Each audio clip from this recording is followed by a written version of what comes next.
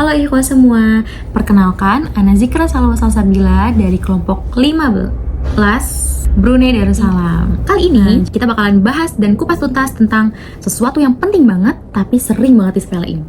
Apa itu? Ya, pemilu. Jadi untuk kesempatan kali ini kita bakal bahas tuntas tentang mekanismenya dengan gaya yang pastinya nggak ngebosenin. Jadi, apa itu pemilu? Ya, yang pertama, pemilu di UNJ.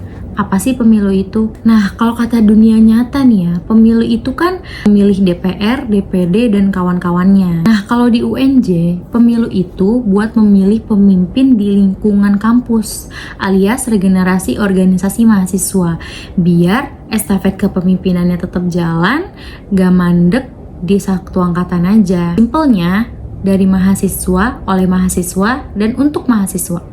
Nah, yang kedua nih, kenapa sih harus ada pemilu? Jadi guys, pemilu itu bukan sekedar formalitas, tapi tanda nyata kalau kita itu paham demokrasi. Bukti kalau organisasi di kampus itu tuh hidup. Dan pastinya biar ada regenerasi, masa iya yang ngurus itu-itu aja. Yang ketiga, apa itu landasan hukumnya?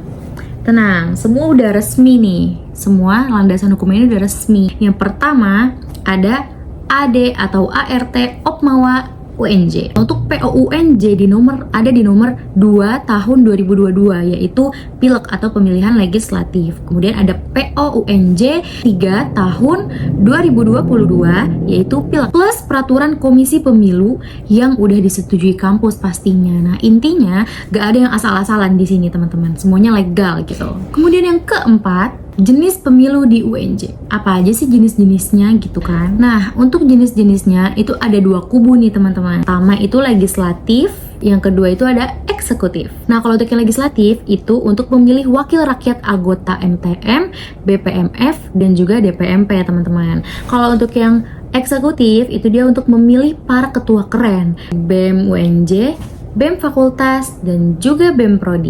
Ini tuh kayak versi mininya DPR dan presiden gitu teman-teman, tapi di level kampusnya. Kemudian yang kelima, ada tahapan-tahapan pemilu nih. Bagian ini tuh kayak timeline yang penting banget. Kenapa? Karena pertama itu ada pansel atau tim yang nyari calon ketua KPU dan DKPP. Dua itu ada DKPP, yaitu kayak mahasiswa etiknya pemilu gitu teman-teman. Yang ketiga ada ketua KPU. Nah, ketua KPU ini the boss-nya gitu, kayak yang mengatur semua alurnya gitu. Nah, kemudian yang keempat itu ada Panwaslu, yaitu mengawas biar gak ada kecurangan. Tentunya kan harus diawasi gitu setiap pemilu. Yang kelima itu ada KPU, yaitu panitia utama yang ngejalanin semua tahapan pemilu. Kemudian yang keenam adalah pendaftaran calon peserta. Buat yang mau nyalon harus memperhatikan beberapa ketentuan nih teman-teman. Yang pertama, kalau nyalon itu harus lebih dari kursi. Jadi kayak siap-siap pemilu, kayak harus apa ya istilahnya tuh kayak harus lebih banyak dari kursi yang ya gitu.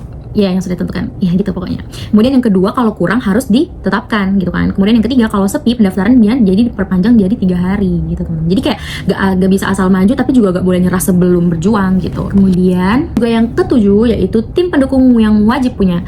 Nah, ada 2 elemen penting nih buat bantu calon sukses gitu. Yang pertama itu ada tim SES, yaitu tim sukses yang ngurusin administrasi dan kampanye. Yang kedua ada tim DUK, yaitu tim dukungan, yaitu mahasiswa pendukung buat bukti dukungan nyata. Yang ke-8 yaitu proses seru selama pemilu, dari mulai ambil berkas, verifikasi, kampanye, dialog kandidat. Itu dialog kandidatnya sampai ada 2 kali loh guys.